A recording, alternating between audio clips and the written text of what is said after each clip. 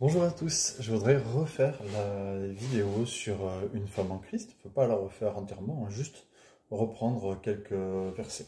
Voilà. Donc on va prendre de façon plus courte aujourd'hui 1 Corinthiens 11, verset 10 jusqu'au verset 12, et puis en même temps on va les expliquer. C'est pourquoi la femme, à cause des anges, doit avoir sur la tête une marque de l'autorité dont elle dépend. Donc on rappelle que Paul écrit aux Corinthiens qu'à Corinthe, l'Église est naissante. Bon, depuis quelque temps quand même, hein, mais c'est les débuts de l'Église. Et donc il n'y a pas de bâtiment, pas de bâtiment officiel dédié au rassemblement. D'ailleurs, les bâtiments nommés Église, ça c'est une invention du catholicisme. Donc à l'époque, il n'y a pas, les gens se rassemblaient dans les maisons. Et il se trouve qu'à Corinthe, il était très mal vu pour un homme célibataire de recevoir une femme célibataire chez lui. Et donc, les femmes, en fait, qui étaient mariées, portaient un vêtement marquant le fait qu'elles étaient mariées. Alors, ça pouvait être un châle, ça pouvait être un voile. On ne sait pas exactement quelle était la nature de ce vêtement. Alors, dans la Bible du Nouveau Testament, il a été traduit voile. Et donc, pourquoi Paul demande de mettre cette marque d'autorité dont elle dépend? Puisque, comme tout chrétien, comme tout disciple de Jésus, la femme qui est croyante est mariée à Jésus. Voilà, elle fait partie de son épouse, donc de l'Église. Et il ne faudrait pas, pour que l'Église ne soit pas... Je rappelle que Église, ça veut dire assemblée, le mot ecclésia en grec. Et il ne faudrait pas que l'Église ni le Seigneur soient calomniés à cause du fait de ne pas respecter les us et coutumes qui sont à Corinthe, hein, comme à d'autres endroits. Et d'ailleurs, on voit bien que le voile n'est pas quelque chose qui est pour l'Église de tous les temps en tout temps, puisque en Israël, si on reprend les histoires à l'époque des 12 patriarches, on voit que le voile peut être porté par des prostituées. Donc ce n'est pas une culture, ne peut pas être transposée dans un autre pays sans que parfois ça crée des difficultés et des incompréhensions. Voilà. Je ne vais pas vous faire la liste des mots, par exemple, qu'on peut dire en France tout à fait normalement, alors qu'au Canada, ça va avoir une toute autre portée. Et inversement, donc si on ne connaît pas les cultures sur certaines choses, par exemple, on va se planter et ça peut mener à des soucis.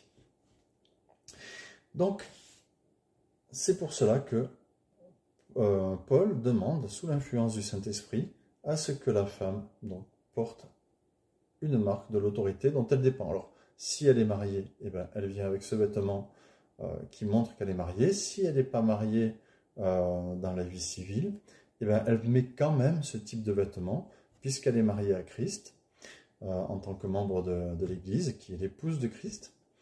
Comme ça, les voisins ne peuvent pas calomnier ni l'Église, ni le Seigneur, ni le frère qui reçoit toutes les personnes chez lui. Ensuite, nous avons toutefois, dans le Seigneur, la femme n'est point sans l'homme, ni l'homme sans la femme. Car de même que la femme a été tirée de l'homme. On s'arrête là. Dans la Genèse, nous avons, chapitre 1 et chapitre 2, deux versions différentes de la création de la terre, l'univers, l'être humain, les animaux, etc. Pourquoi il y a deux versions différentes dans les deux premiers chapitres? Eh bien, je crois que la Genèse ne nous appelle pas à croire qu'il y a un ordre précis que nous devons connaître et auquel nous devons croire pour ces choses-là, mais que ça nous appelle simplement que, voilà, à travers un poème, si on le lit en hébreu, ça nous amène à comprendre que Dieu est le créateur de tout et que tout vient de lui. Et donc, car de même que la femme a été tirée de l'homme, voilà, par cette histoire de côte, hein, que pour ma part, à laquelle je ne crois pas, puisque pour moi c'est un poème qui explique que la femme a été tirée de l'homme, mais par quel procédé, ça, je ne sais pas. Et c'est peut-être même pas ça qu'il faut comprendre. et ce n'est pas l'important, mais en tout cas, les gens pensaient à l'époque que l'homme primait sur la femme. Voilà. Donc, Jésus, l'esprit de Jésus, à travers Paul, nous dit, car de même que la femme a été tirée de l'homme, de même l'homme existe par la femme. Puisqu'il n'y a pas, s'il n'y a pas de femme pour mettre d'homme au monde, il n'y a pas d'homme. C'est QFD donc. Alors, car de même que la femme a été tirée de l'homme, de même l'homme existe par la femme, et tout vient de Dieu. Donc, vous n'avez pas à vous croire supérieur parce que vous êtes un homme ou parce que vous êtes une femme, parce que vous êtes ceci ou cela. Si vous vous croyez supérieur parce que vous êtes un homme, eh bien, je ne sais pas si ça va jouer sur votre salut. Je ne le crois pas, sauf si eh ben, vous rabaissez votre femme et que vous la faites déprimer, que vous lui faites du mal.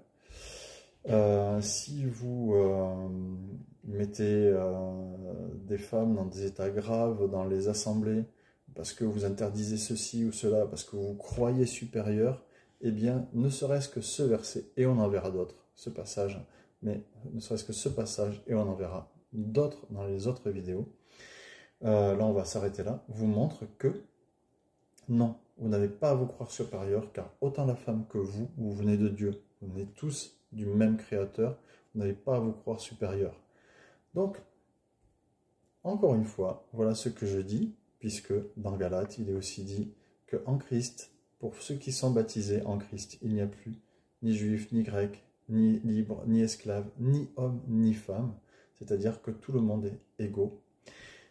Eh bien, c'est ainsi qu'il faut vivre l'assemblée, c'est ainsi qu'il faut vivre votre couple, c'est la parole de Dieu. Et comme Paul le dit, si certains se plaisent à contester, nous n'avons pas cette habitude. Soyez bénis et passez une belle journée.